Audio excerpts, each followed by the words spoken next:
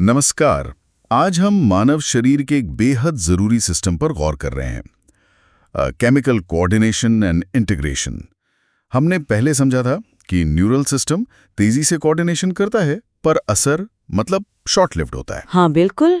और दिक्कत ये भी है कि नर्व फाइबर्स शरीर की हर सेल तक पहुंच नहीं पाती। सही बात है। तो यहीं ज़रूरत पड़ती है एक दूसरे सिस्टम की, एंडोक्रिन सिस्टम की, है ना, जो हार्मोन्स के जरिए काम करता है। बिल्कुल। ये एंडोक्रिन सिस्टम ही लंबे समय तक चलने वाला रेगुलेशन संभालता है। ये दोनों सिस्टम्स, न्यूरल और एंडोक्राइन, मिलकर ही शरीर के सारे फिजियोलॉजिकल फंक्शंस को कोऑर्डिनेट और रेगुलेट करते हैं। तो ये हार्मोन्स हैं क्या ये असल में? देखिए, हार्मोन्स असल में खास केमिकल मैसेंजर्स हैं। इन्हें एंडोक्राइन ग्लैंड्स बनाती हैं। एंडोक्रिन ग्लैंड्स, ये डक्टलेस होती हैं ना? हाँ, डक्टलेस ग्लैंड्स मतलब ये अपना सिक्रीशन यानी हार्मोन्स सीधे खून में छोड़ती हैं, कोई नली नहीं होती। ओके, तो इनकी कोई आधुनिक परिभाषा भी है? हाँ, आज की डेफिनेशन देखें तो हार्मोन्स नॉन न्यूट्रिएंट केमिकल्स हैं जो इंटरसेल्यूलर मैसेंजर्स का काम करते हैं, और ये बनते बहुत ही कम मात्रा में है। ट्रेस अमाउंट्स में। अच्छा, और हमारे शरीर में मुख्य ग्लैंड्स कौन कौन सी हैं? देखिए, मुख्य ग्लैंड्स तो हैं pituitary, pineal, thyroid, adrenal, pancreas, parathyroid, thymus और गोनाड्स मतलब टेस्टिस पुरुषों में और ओवरी महिलाओं में। इनके अलावा भी कोई? हाँ, इनके अलावा कुछ और अंग भी हैं, जैसे हमारा गैस्ट्रोइंटेस्टाइनल ट्रैक्ट, लिवर, किडनी, यहाँ तक कि हार्ट भी कुछ हार्मोन्स बनाता है। अरे वाह। अच्छा, मैंने सुना है कि हाइपोथैलेमस, जो हमारे फोर ब्रेन का हिस्सा है, वो पिट्यूटरी ग्लैंड का बॉस है, ऐसा कुछ? हाँ, कह सकते। हाइपोथैलेमस ही पिट्यूटरी ग्लैंड के फंक्शंस को काफी हद तक कंट्रोल करता है। ये दो तरह के हार्मोन्स बनाता है। दो तरह के? कौन से? एक होते हैं रिलीजिंग हार्मोन्स, ये पिट्यूटरी सिक्रीशन को स्टिमुलेट करते हैं, जैसे जीएनआरएच, और दूसरे होते हैं इनहिबिटिंग हार्मोन्स, जो पिट्यूटरी सिक्रीशन को रोकते हैं, जैसे सोमैटोस्टैटिन। अच्छा, और ये पिट्यूटरी तक पहुंचते कैसे हैं? ये हार्मोन्स एक खास पोर्टल सर्कुलेटरी सिस्टम के जरिए एंटीरियर पिट्यूटरी तक पहुंचते हैं, पर जो पोस्टीरियर पिट्यूटरी है वो तो सीधे हाइपोथैलेमस के न्यूरल रेगुलेशन में होता है। और पिट्यूटरी को मास्टर ग्लैंड भी कहते हैं शायद। ये कौन से जरूरी हार्मोन्स रिलीज करती है? हाँ, बिल्कुल, मास्टर ग्लैंड कहते हैं, क्योंकि ये कई दूसरी एंडोक्राइन ग्लैंड्स को कंट्रोल करती है। इसके कुछ मुख्य हार्मोन्स हैं, जैसे ग्रोथ हार्मोन यानी जीएच। Growth hormone? हाँ, इससे वो ड्वार्फिज्म और जाइगैंटिज्म होता है ना? बिल्कुल, कमी से ड्वार्फिज्म और ज्यादा होने से जाइगैंटिज्म। और अगर वयस्कों में ज्यादा हो जाए तो एक्रोमेगले। फिर है थायराइड स्टिमुलेटिंग हार्मोन टीएसएच, जो थायराइड ग्लैंड को स्टिमुलेट करता है। एसीटीएच है जो एड्रिनल कॉर्टेक्स पर काम करता है। और वो एडीएच भी तो होता है। हाँ, वासोप्रेसिन, जिसे एडीएच भी कहते हैं, ये किडनी से पानी का रीअब्जॉर्प्शन बढ़ाता है। अगर इसकी कमी हो जाए तो डायबिटीज इंसिपिडस नाम की कंडीशन हो जाती है। अच्छा, चलिए अब जरा थायराइड ग्लैंड की बात करते हैं। सुना है आयोडीन इसके लिए बहुत जरूरी है। बिल्कुल। थायराइड ग्लैंड जो मुख्य हार्मोन्स बनाती है, थायरॉक्सिन या T4 और T3, उनके बनने के लिए आयोडीन अनिवार्य है। और अगर आयोडीन कम हो तो हाइपोथायरॉयडिज्म हो सकता है, जिसमें थायराइड ठीक से काम नहीं करता, और गॉइटर भी हो सकता है, जिसमें गला सूज जाता है। ये हार्मोन्स शरीर के basal metabolic rate BMR, RBC formation और खाने के मेटाबॉलिज्म को रेगुलेट करते हैं।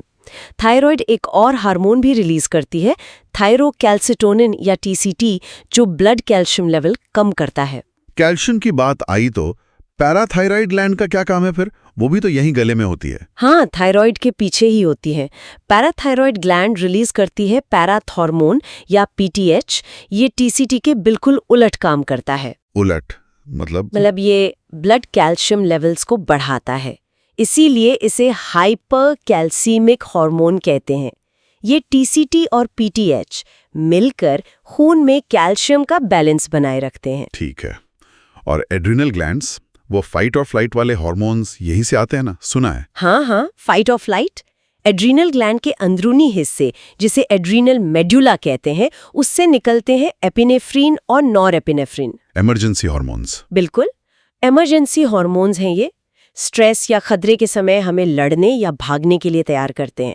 और जो बाहरी हिस्सा है एड्रिनल ग्लैंड का, यानी कॉर्टेक्स, हाँ, कॉर्टेक्स। वो भी बड़े जरूरी हार्मोन्स बनाता है, जैसे ग्लूकोकॉर्टिकॉइड्स।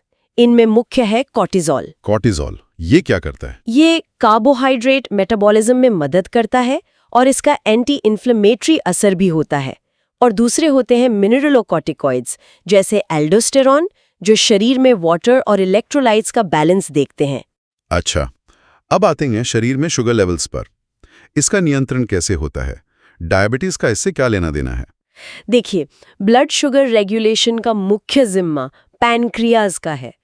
पैनक्रियाज में खास सेल्स के गुच्छे होते हैं, islets of Langerhans. Islets of Langerhans. हाँ, इनमें दो तरह की मुख्य सेल्स होती हैं। अल्फा सेल्स बनाती हैं ग्लूकागॉन और बीटा सेल्स बनाती हैं इंसुलिन। ग्लूकागॉन और इंसुलिन ये उल्टा काम करते हैं क्या? हाँ, बिल्कुल।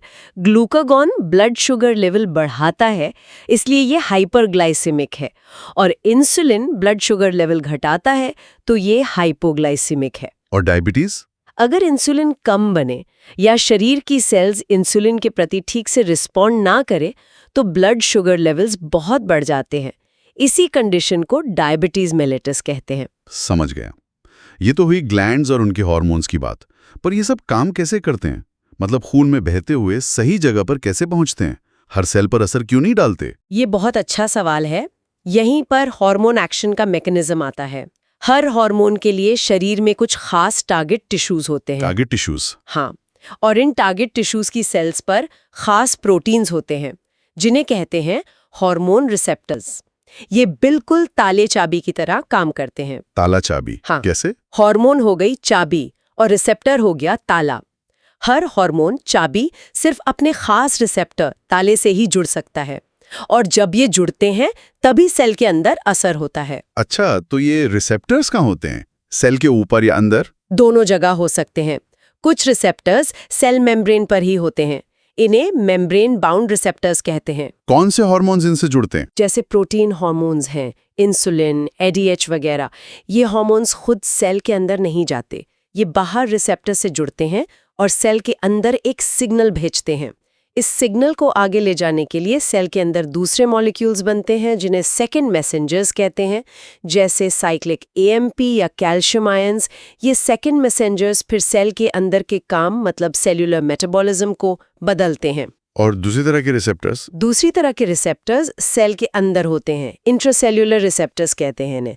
ज्यादातर ये न्यूक्लियस में मिलते हैं। और इनसे कौन से हार्मोन्स जुड़ते हैं? इनसे जुड़ते हैं स्टीरॉयड हार्मोन्स, जैसे कॉर्टिसोल, टेस्टोस्टेरोन, एस्ट्रोजन और थायराइड हार्मोन्स। ये हार्मोन्स सेल मेम्ब्रेन को क्रॉस करके अंदर आ जाते हैं।